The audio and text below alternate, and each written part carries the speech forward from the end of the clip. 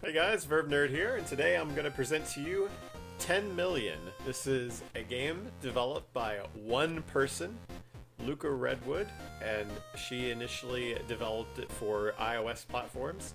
It has been fairly recently, released for the PC platform, and today I'm going to be taking a look at it and kind of explaining some of the mechanics. Right at first, it may seem kind of obvious that this game is in an 8-bit kind of styling. You can hear the music in the background. It sounds pretty fantastic as far as retro goes. Very nostalgic. Almost reminds me of like Atari quality graphics, you know what I mean? But aesthetic aside, the game itself is a puzzle kind of dungeon run game. And what I mean by that, that's really all it is, but there is more depth to it than that. So the goal of the game is to reach 10 million score in order to free yourself from the dungeon, and that's basically the whole premise of the story. You can see this little adventurer guy here with this little bed. I guess he was offered a pretty nice bed in his dungeon. And he can lift. He can lift weights as well. So that's always good. But this guy is trapped in this dungeon, and his goal is to hit 10 million points. And in order to do that, he has to clear dungeon runs. Now, let me go ahead and show you a dungeon run real fast before I explain anything else. Alright, this is your enter dungeon screen.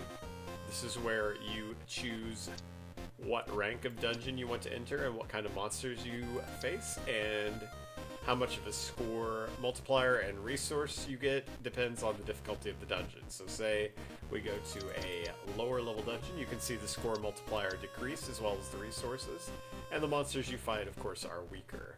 So let's try it on the Vagabond setting, since actually we'll go to Wayfarer just for demonstration purposes, just so it'll be a little bit easier for me to commentate while I play this game, because this game is very difficult to do both at the same time, and you will soon find out why. Before I go into it, however, I do want to describe to you the 4 different types of, quote, currency that this game has. And this currency does come into play in it, but I will get into that after I run this dungeon. You have gold, wood, stone, and experience that you collect, and these are separate from your score, and you use those items to help you upgrade your equipment throughout the game. But let us go ahead and go into the dungeon, and I'll show you what it's all about. Alright, so right off the bat you see this top screen where your character is running across the dungeon and fighting monsters. You can see as I match up tiles, especially the wand tiles and the sword tiles, I do damage to monsters. Here we have a chest that has a lock on it, so what I need to do is match up lock tiles. Now, you can match up 3 tiles, but if you match up more than 3 tiles, you get extra bonuses and extra multiplier benefits. So monsters are vulnerable to wands and staves, whereas the locks themselves will unlock doors throughout the dungeon. And the various other tiles, such as stone, wood, and experience, all do come into play here as well. And gold can be earned from opening chests, as you can see, as well as adding to your score. So that is basically what this game is, guys. And it seems pretty basic, but really it's quite interesting. You saw there that I landed a critical hit. That is a feature of this game as well that depends upon the quality of my items dealing damage. And as I mentioned, I will get into that here in a little bit. As far as that's concerned, that was a boss right there. That was a dragon. Just killed that thing because, as I mentioned earlier, I am on a lower difficulty, so it's much easier to do all this and commentate at the same time. Now, you can also match up shields, and that increases your armor rating, which will protect you from various monster attacks. Now, the monsters will attack you, as you saw. You saw them kind of hit me a couple times whenever I was going through this. Whenever a monster does hit you, it takes away from your position on the screen and it kind of pushes you back. Let's see if I can demonstrate that. Will it hit me? Or is it going to just stand there? I think it's just going to stand there, guys. Well, I don't know if I can demonstrate that or not. Maybe these monsters are too scared of me. I'm too high level for them. So ghosty right now. So that might not have been a very good demonstration. I might have to skip up to like a higher level of play. But as you can see, the screen is kind of moving along behind me as I go, which means once the screen does catch up to me, the game, this dungeon run will end for me, which means it will take me back to the screen I was in whenever I first started. I can also eat things off of my little quick bars here. I can eat that piece of food, which increases my position on the screen. I can hit scrolls that I collect from treasure chests to improve my chance of getting certain tiles, kind of like how it was in Puzzle Quest. See right there, the screen actually managed to catch up to me, and that's a completed run right there. So essentially that's when your run ends, is whenever the screen goes all the way to your left. Now, let me return home. And let me try it on a higher difficulty and just show you what I mean about monsters attacking you while you do that. Alright, here is my latest rank, which is Explorer. And you do have different objectives. As you can see, I've cleared out all the objectives of the previous levels. But if you don't clear them out and you get enough score, you can go ahead and progress to the next rank anyway. And you can always go back, and if you do happen to have an objective that you weren't able to complete, you can go back and clear that at any time. But I have found that it's fairly easy to go ahead and clear all those ranks while you're in them. So I don't know if that's going to be an issue for some people or not. So right now I've got 3 different objectives to complete. I have to eat 3 food items in one run. I have to perform 12 double matches in one run, and I have to gain 800 stone and 800 wood in one run. Now, I don't have to get all of these objectives to, of course, complete the dungeon run, as the dungeon will end the run if it catches up to you. And the game does assume that the dungeon will eventually catch up to you. There's really no pretense about the fact that, you know, you can just keep running and running and running and you'll be able to win. That's really not quite how the mechanics work. It's more along the, you know, you're gonna eventually die because we're gonna keep throwing tougher stuff at you, and eventually you're gonna come across something that you just can't beat, which is where the other systems of the game come into play. But that aside, it does not expect you to get any of these objectives. In fact, these are completely optional, but they do help increase your certain, like, gold gain or wood gain or stone gain if you do complete them. They're kind of like side quests in what an RPG would be like. So you do have some RPG elements in this game to that respect. Alright, now we're going to do this short-lived run and watch as monsters hit me. You can see this guy, he's standing there right now. He isn't really... But as you can see, he just hit me, did 20 damage, and he pushed me back a little bit. I'm not sure if you noticed that. But that is something that monster just did to me. So let's go ahead and take him out. I did a critical hit on him, which put 2 damage on him. So if you'll pay attention to the top of the screen while I kind of do this. That guy threw a ranged item at me, but it didn't push me back any because I've got a potion on that pretty much nullifies ranged damage. So the joke's on them. And I will be going over the potions and stuff here in a little bit about how all that stuff works. But I am not afraid of ranged attacks. So let's go ahead and do the best we can here. As you can see, I got a pretty good set there. And of course, the more you can match up, the better. Very similar to Puzzle Quest in that respect. And I do love my Puzzle Quest games. So that's always good. Pretty simple. There is no keyboard interaction with this game. It's all mouse based. So you have to either slide the tiles up and down or left and right to get them.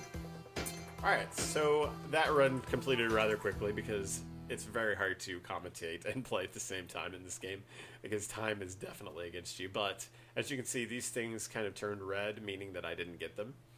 Alright, so whenever I do finish it, I get the chance to run it again if I'd like, or I can return back to base. In this case, we're going to return back to base and demonstrate some of the other features of this game. As I mentioned, there is no keyboard interaction. You kind of just have to click where you want to go. So if you wanted to go to that dungeon, that's where you would click. Otherwise, you could click anywhere else.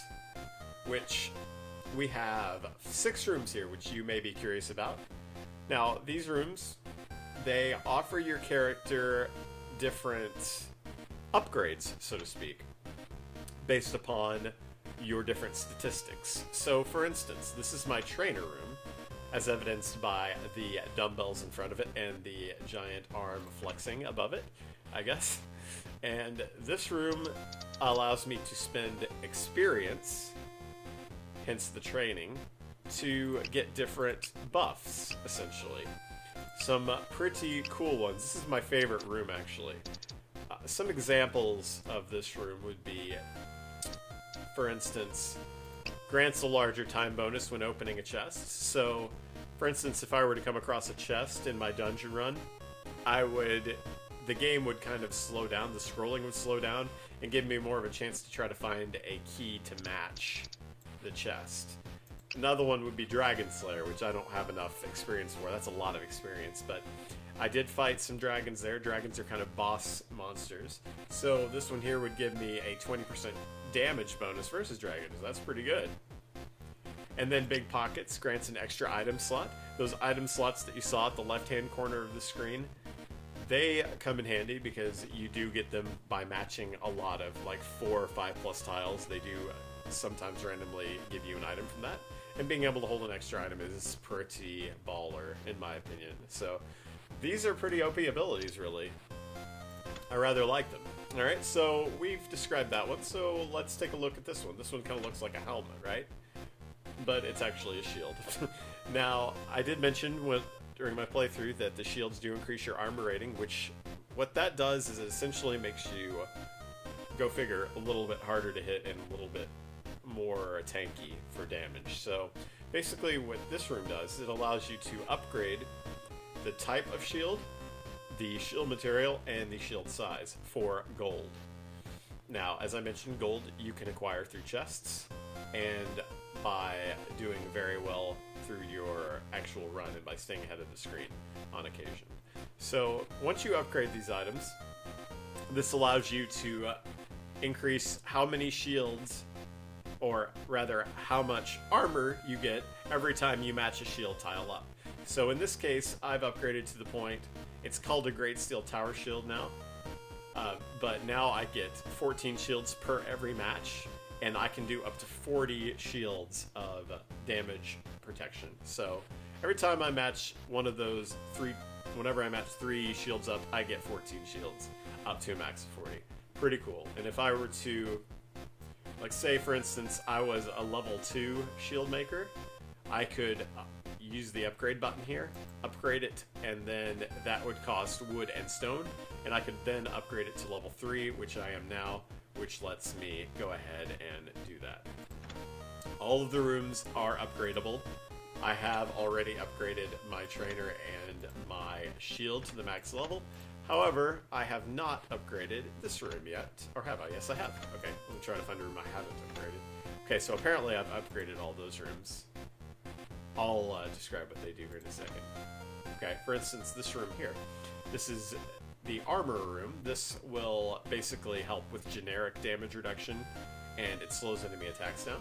So if you're wondering why the enemies were not attacking me very quickly while I was playing through the dungeon, this is primarily why. This gives me a 58% enemy attack animation delay, which means the enemies will not attack me as often, which gives me more of a chance to pound on them and less of a chance to be pushed toward the left side of the screen that is already fighting against you anyway. And of course the damage reduction is nice because that also prevents your dude from being pushed. Alright, so I can upgrade this. You can see, upgrading the armor to unlock higher levels of armor upgrades costs 2,700 wood and 2,700 stone. Which, I do have the wood, but I do not have the stone, so I cannot upgrade this yet. But once I do upgrade it, it will not say building level 2 low anymore. It'll allow me the option to spend gold to upgrade it further. Which is a very nice thing because, you know, who doesn't want more damage reduction in enemy attack delay, right? Right. Alright, we're going to save this room down here for last because it is kind of unique in its features. But let's go ahead and check these two rooms up here. Alright, these two rooms are your staves, and your sword tile upgrade rooms, essentially. You did see that these are the primary damage dealers of the game, so it's pretty important and that you can upgrade them to deal more damage. This is the staff room, and it allows me to deal more magical damage and a greater chance for a special effect toward an enemy monster. Now, you may also have noticed while I was playing that I was able to do like some special magical like freezing and stuff to the monsters. I didn't really have time to go over that, but sometimes whenever you match a wand tile, that will happen, which is really cool because it basically halts the monster. Or sometimes I can get a special effect that poisons the monsters, which will do damage over time. Very nice. And of course, these different things will allow me to increase the potential of my magic damage or my special effect in the similar way that the shield the upgrades also increase the shield efficiency. I believe the staff gem upgrades, don't quote me on any of this because I'm not sure. I think the quality upgrades both. The material upgrades the special effect and the gem upgrades the magic damage, but I am not certain. But that's how that works. So it's great if you like to match up staffs a lot, or, you know, just in general, if you're just matching stuff up in general. I know I tend to, as a player, I have this tendency to match up wands more than swords, just because the red color of the wands pops out more to me than the blue color does. So I tend to upgrade my staves over my swords. Or should I say, I do that first, usually, before I do this, but I have already upgraded this to level 3 as well. I have a keen mithril cutlass right now. Your weapon descriptions do kind of change as you click the upgrades. So right now it's called a keen mithril cutlass, but I think before I was able to upgrade it, it was called like a blunt, like blunt stick or something like that. So it was pretty funny what it was called, but I've upgraded to the point to where it's like this badass weapon now, right? So this one, it allows me to do 51 to 64 physical damage, which is a pretty consistent high number, and it gives me an 8.8 chance to critical hit. Now, critical hits are, I think they are double hits, or they just do a crap ton of damage to monsters on the field. Nothing like super cool about it, other than the fact that it kills things really fast. So I guess that in itself is pretty cool. So very important. Certain monsters are more vulnerable to magic than they are melee. Melee monsters, now I think magical monsters like elementals and demons and the like are more vulnerable to magic, and skeletons and knights are more vulnerable to weaponry, but I could have them like switched around. That could be backwards. Either way, one of them is more vulnerable to the other one, and I should know better as to which one is more vulnerable, because that would probably help with my strats quite a bit more, but I just don't pay attention. I just kill things. Alright, this is your alchemist room. Now, this is a pretty cool room, because what this room does is allow you a type of potion for every level you complete. Now, let me go back to the dungeon and kind of show you what I'm talking about real quick. The rank. So right now I'm Explorer rank, but there's the Rookie rank, the Wayfarer, the Vagabond, Dungeon Crawler, Scout, Questor, Adventurer, and then the one I'm on now. Alright, with all those ranks, you get an unlock. So every rank you achieve, you get an unlock. So I have 2 more ranks to beat in this game, but I have unlocked 7 of these potions, because that's how far I've progressed. Each of these potions does offer a special ability and a special debuff as well. So it's kind of a trade-off thing, really. For instance, this potion up here called the Peasant's Tonic, this is the first one you get. It gives you 50% more stone and wood. So if you're hurting for stone and wood, and you really need to upgrade your buildings, you can click on that and hit activate. And it will go ahead, every time you run a dungeon, it will give you 50% more stone and wood. However, you will not get any experience, which is the purple here. Which, I love my experience, guys, because those abilities are pretty cool. So I don't usually use that one.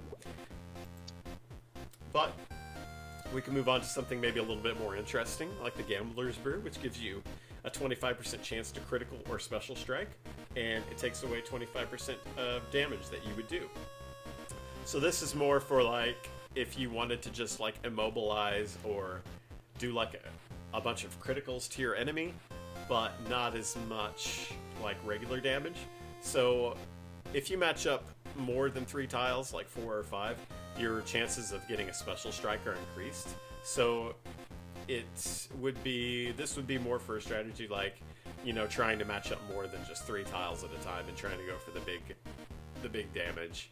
So it's definitely called Gambler's Brew for a reason. We have the Flask of Security here, which gives you more score, which, as I mentioned, isn't really connected to any of these, but is just related to you going toward that 10 million goal. However, the downside of this is chests and doors have 1 lock extra. Now, I do have an upgrade that where I only have to use 1 key or match up 1 key tile set to unlock chests and doors. You may have noticed that, but normally chests have 2 keys next to them to unlock. And what this one would do, if I were to activate it, they would have 3. So trying to open a chest with 3 keys can get kind of tedious, I would imagine. And that is the primary reason I do not like this flask, even though it does give you score. Honestly, though, I don't really care too much about increasing my score at this point. Alright, we have the Potion of Midas here, which gives you 20% of wood and stone as gold. And in turn, you do not get any wood and stone. So, for instance, in my case right now, I'm kind of hurting for gold. But, at the same time, all of my rooms, most of my rooms, I should say, are in need of upgrading before I can spend my gold.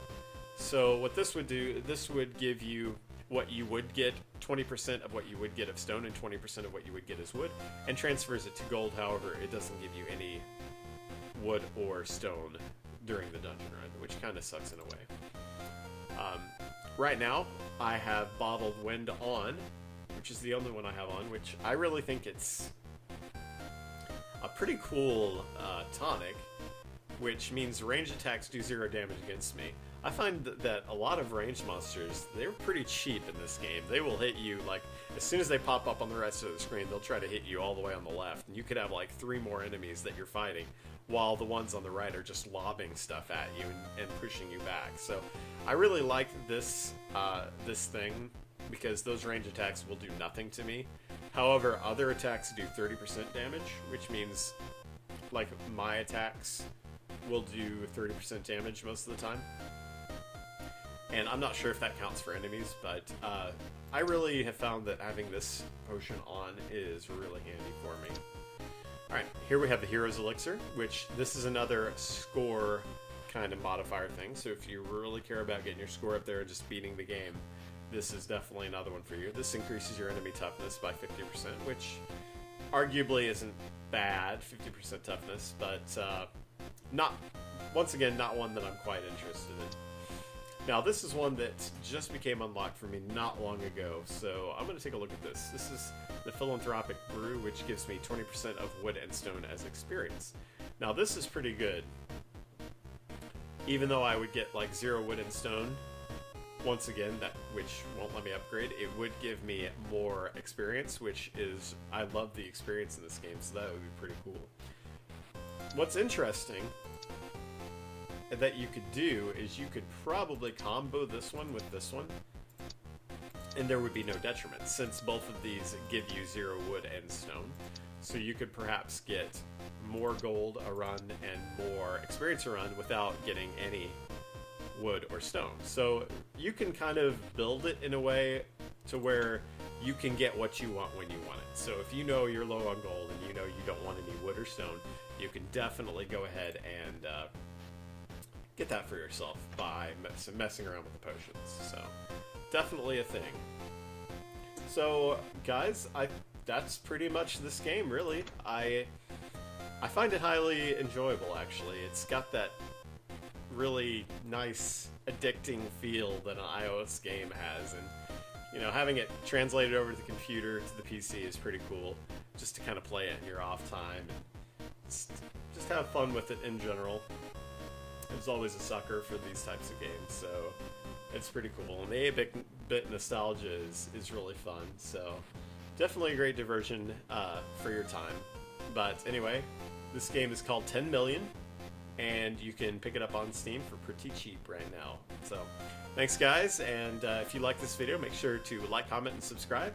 And check me out at my page, youtube.com/TheVerveNerd, for future videos. Alright, thanks a lot. I'll see you next time. Oh, wait, what's that you say? Less talk, more play? Alright, guys, I will show you a little bit more gameplay of this game, since I've kind of gone on and on about the different rooms and stuff. So let's see how crappy I'll do here. Alright, got a chest. Match some keys up. Alright, match the key up. Got a squirrel monster. Alright, match the wands up on the squirrel monster. Alright, there's another one. Eat the wand. Alright, where's the sword? Alright, can't match the sword up yet. Oh, there we go. Need a sword. Alright, I think I got it. Alright, match the shield, give me some armor. Match some stone up. Alright, match some more swords up to kill this guy. There's a wand for you. Match some stone up. There's another wand.